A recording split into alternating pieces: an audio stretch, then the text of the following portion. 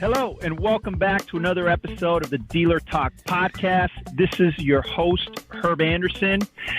Today we have an amazing conversation. We're going to be covering a topic that's kind of in line with some of the stuff that we've been covering this season, which is on the fixed operations side of things. We have a great guest that's going to bring a lot of insights. You know, I had a conversation with him before we kind of put this deal together, and he really opened up my eyes to some information that I wasn't really aware of. And so I'm very excited to be able to share that on this platform, get his take and his perspective on things. And it's going to be a great session. So if you're looking at the fixed ops side of the business, you definitely want to make sure you have some pen and paper and you're ready to take some notes in this deal.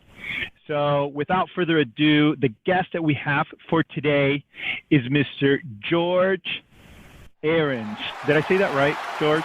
That's correct. All right. Hey, man, welcome to the show. I'm super excited. Our conversation that we had a few days ago was really eye-opening for me, and I'm stoked that you're on the show and that we're able to share this with our audience. So, welcome. Thank you.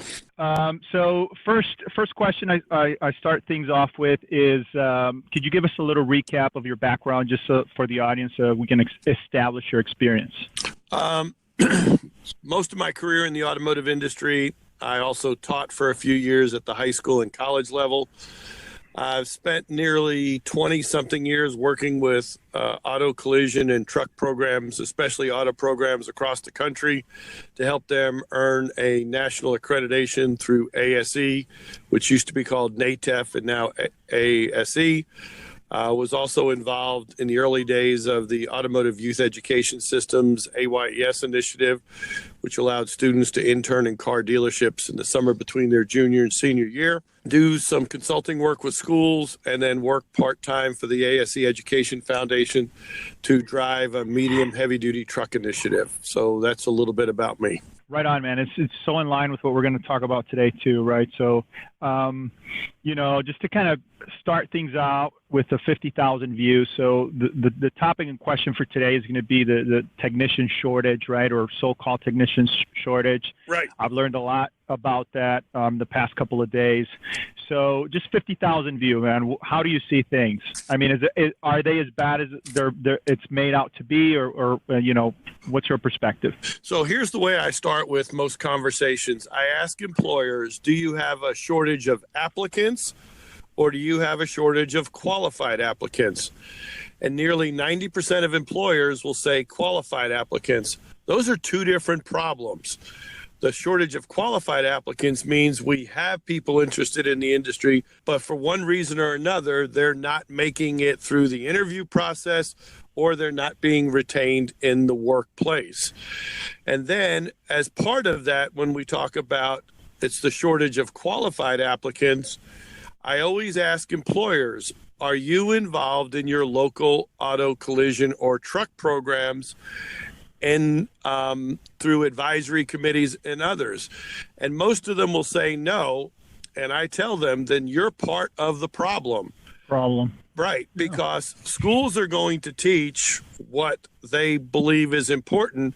And if industry does not come in and tell them what is important to them, and when I say industry, anybody who's listening to this call today that owns their own business is both a personal and professional taxpayer in their community or their county.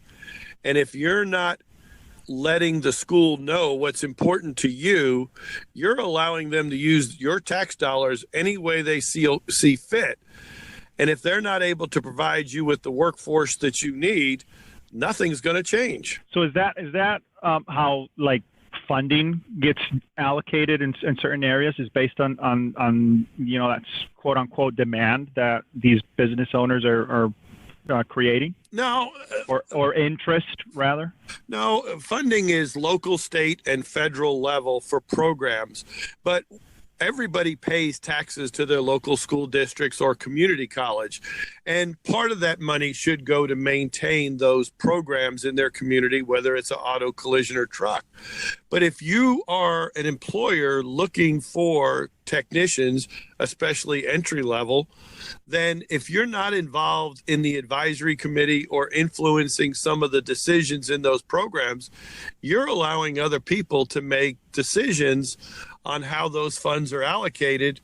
More importantly, making purchases of potentially tools and equipment that really aren't relevant to the skill sets that you need in your place of business. Then we have to step back for a second, and many employers are still seeking experienced technicians.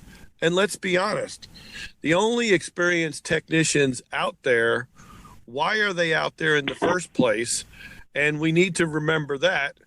And is that somebody that is truly going to match with your current shop culture, or is that bringing that person in place actually going to cause a little bit of discontent in that workplace? Technicians that are normally happy where they are and are treated properly are not out looking for a job, especially the younger generation. Many of us believe it's all about the money, and it is for us that are the baby boomers. But for this generation, it's more about feeling like they're part of the family, they're appreciated for the job they do. And this generation, when you ask them to work extra, what do they ask for in return? They ask for comp time. They want their time back. So we as baby boomers, we live to work. This generation works to live, and maybe they got it right. And if we don't understand what's important to them, sometimes we push them away from our companies and organizations. I hope that makes sense. Oh, yeah, for sure. And obviously it brings me to two kind of questions that I want to pose. One is going back to what you talked about earlier as far as the funding and all that. Like, what can a decision maker at a dealership, or what should the industry at the local level be doing in order to, like you said, make sure they get the qualified applicants? So if you're involved in your local program through an advisory committee, which the program should have 2 of those a year, if they're going to be spending that budget money, you want to have some input into what they're purchasing, because it may not be something that the program truly needs to train young people. It may be something that's antiquated, outdated, or not relevant anymore, and you want to have input. But also, if some of these programs are underfunded, by you as business and industry being involved, you have the opportunity to let the school administration know at multiple levels that this program isn't properly funded, and without the proper funding of the program, it's going to be difficult or impossible for the instructor to provide these students with the skill sets and the hands-on experience that they need, because they don't have the right tools and equipment or support material to even get through what the state may require or mandate in these programs. And I hope that makes sense. No, yeah, for sure. Yeah, and I definitely wanted to cover that so that we can leave the audience with some actionable steps that they can take, right? You bet. The other question that comes to mind is, what should the dealerships be doing internally, right? And I think you brought up a really good point, and it's the shift in generation, right? So I think that that's important to understand and make sure that there's a sort of different approaches, right? Sure. But at this juncture, right? Because for me, like I said, before you and I connected and you kind of opened my eyes to the reality of things, I'm thinking that this is a big issue. Like, I feel like we're almost past the point where it's where we can actually fix it. You know what I mean? Like, I really feel like that we're going to have an issue as far as getting technicians. And so what should the dealers be doing internally within their own place of business in order to, make sure that they have the right people, that they're farming them and doing all the things to set themselves up. So that's a great question. The first thing that any dealer principal or parts and service director should do is look out at his shop facility, and is it a facility that is ready to take on an entry-level technician with a mentor? Or is that shop environment caustic enough that if you brought a young person into the workplace, that they would be chewed up and spit out? And the example I use for most people, if you can't see your children or grandchildren working in that shop, neither can anybody else. And the first thing you have to do is look at your place, and is it something that is conducive to bringing young individuals and nurturing them into your place of business? Now, many of us, we grew up in the industry. You either sank or swim, and tough luck. That's not the way it is these days. We need to make sure that there is somebody in that shop that is mentoring that individual to onboard them into your company and shop culture, so that there is an opportunity for success. We just can't feed them and expect them to be productive on the first day. And most people listening to this were not productive on the first day of the job. Why would we expect it of these young people? And the problem is we do. We expect them to be productive and revenue generating on the first day, and that's not realistic. So we have to figure out, what is it going to take to bring that person from a student to an entry-level employee to somebody who is brought into our culture and then could be moved on to be a revenue-generating technician. And if we don't do that, we eat our young. And what I mean by that is a survey that ASE has done, we lose 42% of these young people in the first 2 years.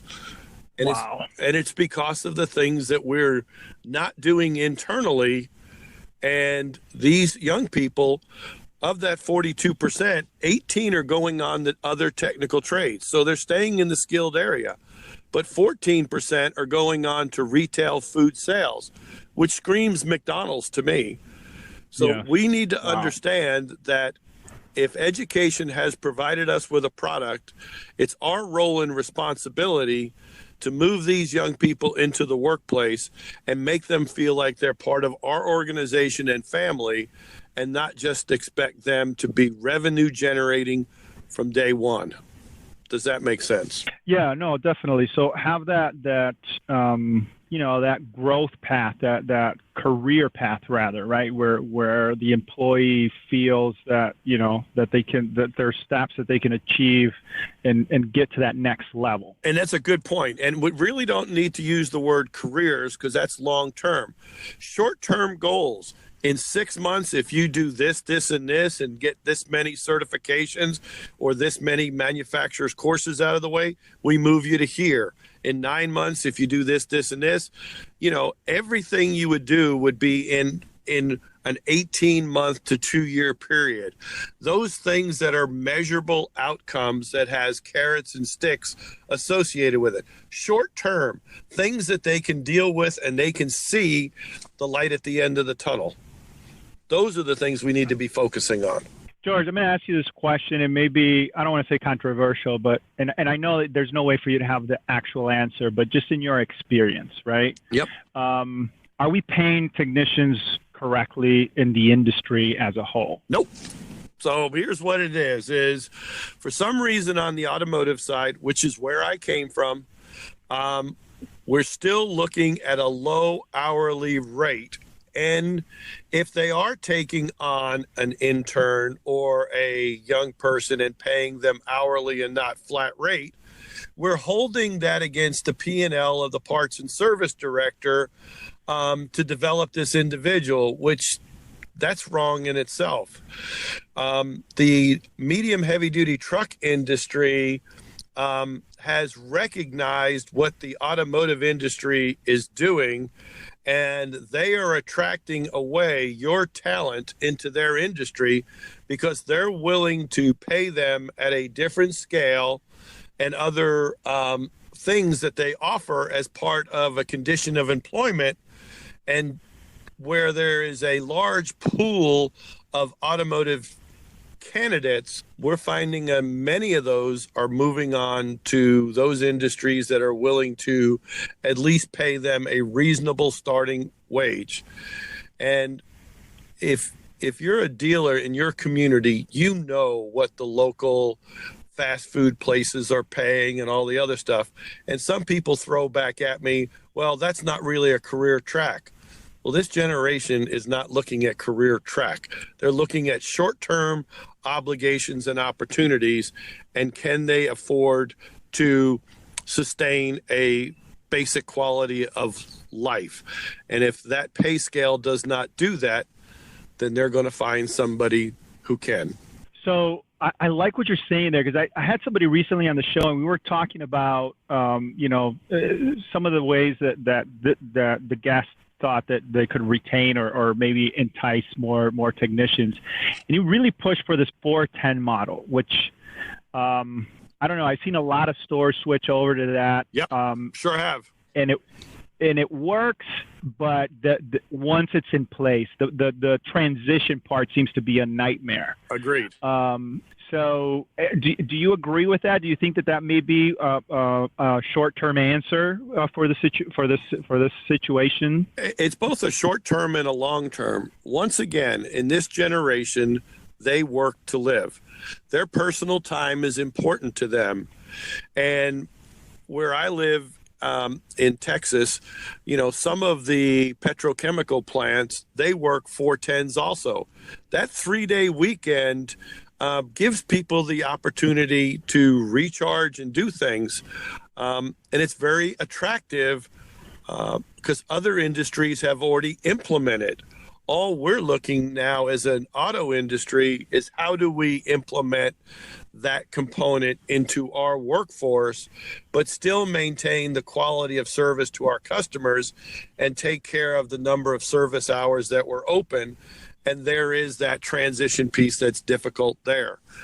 But that is a very important piece to folks today. They want their time.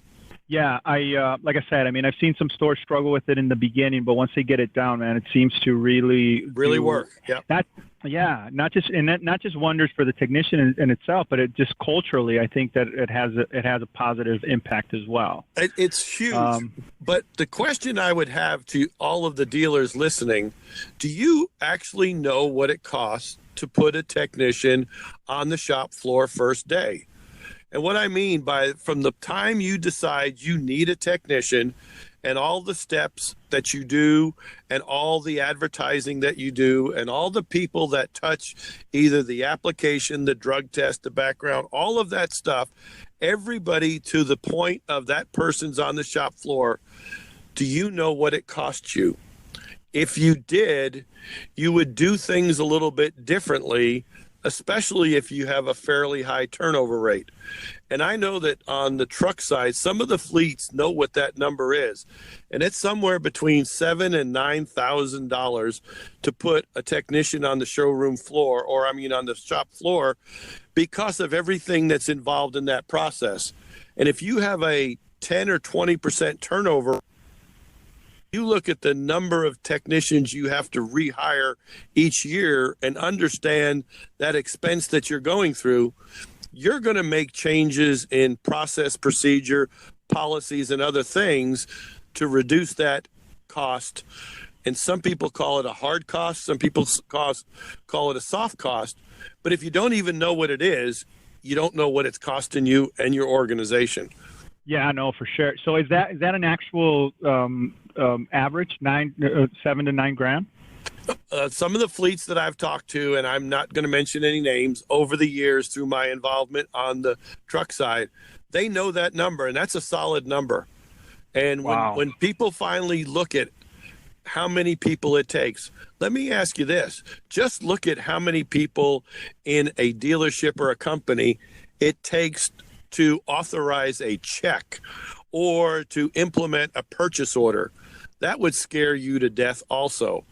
But knowing everything and everybody and all the people that get interviewed to make one hiring decision of one individual, that cost is staggering. Wow. We never think about it. No, it makes perfect sense. I mean, I think, especially for the decision makers at the dealership, right? Because that's one of the things, that's one of their guiding principles is cost. And then, how much money they can save and how much, understanding that number. Right. The other thing that most people don't take into an account is what happens when a technician leaves your dealership. What does that do to the morale of the rest of the people? And if you honestly believe that technicians leave for 25 cents more an hour, I've got a bridge for sale. We've been telling you that for 4 decades and you still believe it. If you've never picked up a toolbox and moved it from one location to the other, then you have no idea what I'm talking about. But making a decision to leave a company festers inside of people for a while.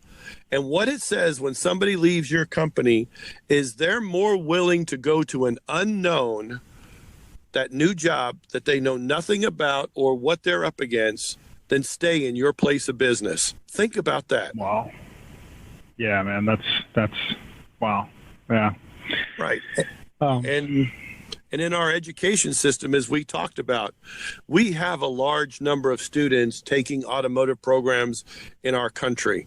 And when I say large, I can validate that last year we had nearly 132,000 automotive students alone in schools. We graduate nearly 45,000 automotive students a year at post-secondary schools. That's community colleges, that's technical schools, that's private for-profits, private nonprofits. That's all after high school. That's a big number. Last year in Texas alone, where I live at the high school level, we could validate that there was 11,620 automotive students in high school programs. Even if half of those kids showed up in the workplace, we wouldn't be having this conversation today. Yep. So, and how, is there a place, like is there a resource that we can mention here that people can look at just in case? I mean, I'm sure that, if you're paying attention, but if for those that are looking or want to get some additional resources, is there a place where they can go check these numbers out? Well, and what I did is one of the companies, they're called SP2. They're Safety and Environmental Training. Their website is sp2.org. They do safety and environmental training for auto, collision, for truck, a lot of occupations. And many of the schools around the country use them as their third-party credential for safety and environmental training. They're not in every school in the country, but they're in a large number. The gentleman who owns the company is a friend of mine, and I asked him to query all of the schools and come up with the numbers. That's where I got the numbers last year. And around this time last year, for auto, collision, and truck, we were over 162,000 total. And by the end of the year, we were at over 200,000. So that's where I got my numbers. Physical students in class taking safety and environmental training in auto, collision, or truck programs. That's where I came up with the number. So those were true butts in seats. Yeah. Wow. That's pretty good information, man. All right. So kind of switching gears a little bit, I wanted to kind of get your perspective on the training side of things. And we're going to tie this into a much larger concept here in a minute, but let's start with at the dealership level. Sure. With the I don't know if advancement in technology, if you will, of the vehicles, right? So what I mean by that is that, obviously to work on a vehicle, you have to be a lot more prepared than ever before, right? Because there's just so much that goes into it, even at the basic models. Correct. Excuse me. Right. Do you think the dealerships are providing enough training post-hire, right? Like once they have a technician in their dealerships working, do you think that we're doing a good job at training? How does that play into morale or keeping that tech there? What are your thoughts on that? I believe the good ones are, and they're required by their manufacturer to do that so many hours. But some of the things that the manufacturers are doing now on both the auto and truck side is they're opening up their training to instructors in schools, their online training. So if you've got a local school where those students could be taking either online Ford or Toyota or GM or whatever classes, now all of a sudden you've got young people that even before they're even considering moving into the workforce are taking these courses, getting these certifications. And this is a green flag that raises for you guys as dealers to go, wait a minute, over here at this high school, we got 8 kids that have taken 20 of our courses already. Don't you think we should go over and talk to them? The other thing is part of the interview process, nobody talks about the training that they're going to provide these young people once they get on board. And that's a huge benefit. And you're cutting yourself short by not letting these young people know that we are going to allow you to go to online training. And then we're going to send you to face-to-face hands-on training and these things like that. So most of the dealers do a great job on training. We just don't sometimes do a good job of opening that training up to while they're in school, to bringing them to our brand that that student is comfortable with. And let's be honest, we all have the brand that we like. And if we can get training in that brand while we're in school, what do you think we're going to navigate to in employment? That brand. Yeah, no, that makes perfect sense. And I love what you just said about, making that a part of kind of the benefits, right? Making that part of that conversation initially and let them know that, this is, it's not just the pay and the vacation and all this stuff. It's what we're going to do for your professional growth once you're here. That's correct. Yep. So I love that. Yep. So tying that into a bigger picture, which is the OEM side of things. And obviously I don't want to name names, but I mean, how do you see that playing in as far as restrictions? Do you think that the OEMs are kind of restricting the advancement of certain technicians because of the kind of certification and the processes that they have in place to make sure that the technicians are quote unquote prepared? Or do you think that the way that it's set up currently on the OEM side of things is works if we do everything else that we've kind of talked about? So if we talk about the OEMs at the corporate level, they're doing a lot, and some of them more than others, but they're all doing a lot to provide the opportunities for their dealers. Many of them are trying to teach their dealers how to fish. And what I mean by that is they're providing all of these resources to the dealers. It's just a matter if the dealer is willing to get involved in their local program and utilize those resources or offer those resources to the school for them to know who they are. It's brand awareness. If you're not in the school visiting these students and all you're going to do is show up on career fair day, you're just another company with a bunch of useless trinkets with a drape over a wooden table, along with 39 other people that the students don't know who you are. But if you're involved in that program and make appearances, or more importantly, invite the school and the students out to visit your facility, the manufacturers are providing the dealers with the resource. It's whether the dealers are taking advantage of those resources or continue to do what they've always done. And as we know, they're going to continue to get what they've always got. And some of the dealers that are doing these things and internships and stuff, they're not on these podcasts because they don't have those problems. It's the ones that sometimes are not moving the needle and have not moved with the changes in education and in the changes in the generations and the people that we're eventually looking to hire to grow in our businesses. And I hope that makes sense. Yeah, no, for sure. I love that. I think that sums it up really, really nicely. All All right, so we're getting close to that time. I do have one last question that I ask everybody that comes on the show. But before we do that, I want to give you a time or a moment to talk about, how can you help? What can you do? What do you recommend? How can people get in touch with you? Do you have any speaking engagements coming up? Is there any way that, do you feel comfortable with people reaching out to you on phone, LinkedIn? Like, let us know how we can get in touch with you. Let us know what you offer, Anyway, I'm in Ohio today, and I spoke to nearly 100 educators on how to develop effective advisory committees and how to get industry involved in their program and how to look at it from an industry perspective. What I tell people is we have a national concern with a local solution. And the solution is simple: get involved. If you're not involved, you're part of the problem. And you're going to continue to be part of the problem. Those companies and those dealers that are involved, once again, they know how to create their workforce with their local markets. And you want to be able to keep the local talent local.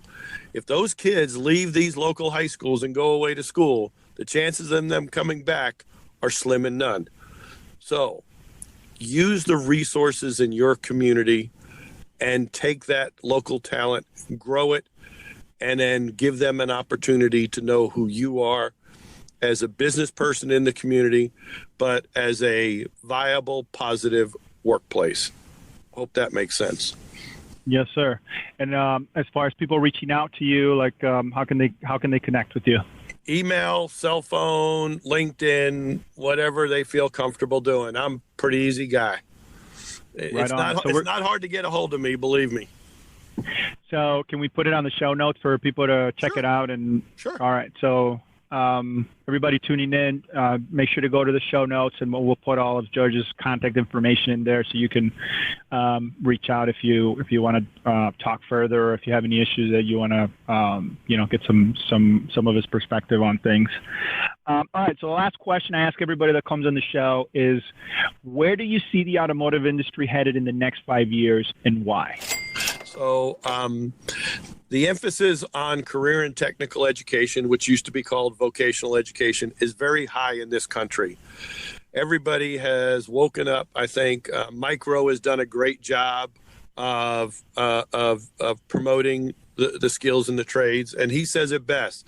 The last 4 decades, we've done a great job sending everybody to 4-year university, but we've not done a good job of training the future workforce that's going to maintain the infrastructure of our country. The jobs that we have and the careers that we have, they can't be outsourced. So education is moving in that direction, and we see more and more programs opening around the country based on local industry influence. And as those programs open, more students we are finding are migrating to those programs. It's our job to take them from student to show them the opportunities in our place of business, and then find a way to onboard them into our company cultures and make them productive employees into our organizations. That's what we have to do. The numbers support that we've got the interest. What we have to do is take that interest and make sure we seal all the leaks in the pipe so a high percentage of them make it from education to the workplace, permanent full-time employees. That's it. It's not rocket science. Right on, folks. There you have it. George, thank you so much for coming on. I really appreciate it. I think this is a great session filled with some insight bombs for sure. Everybody tuning in, make sure to go to the show notes. If you want to get in touch with George, his information is going to be on there. Thank you for tuning in. That's all we got for today. And as usual, we'll talk later.